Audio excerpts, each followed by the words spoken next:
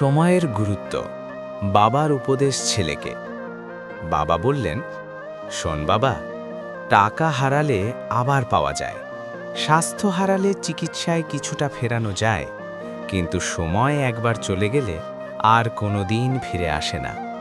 তুমি ভাবছো কাল করব, পরে করব, কিন্তু এই পরে শব্দটাই মানুষের জীবনের সবচেয়ে বড় শত্রু। কারণ জীবনের বড় বড় সুযোগগুলো কখন আসে কখন চলে যায় তা কেউ টেরও পায় না। আমি তোমাকে বলি, সময় হলো নদীর স্রোতের মতো। তুমি যদি এখন সাঁতার না শেখো, পরে স্রোত তোমাকে ভাসিয়ে নিয়ে যাবে। আজ তুমি তরুণ, শক্তি আছে, স্বপ্ন আছে। এই সময় যদি তুমি আলসেমি করো, তবে ভবিষ্যতে কঠোর পরিশ্রম করেও সেই সময়টা আর ফেরাতে পারবে না।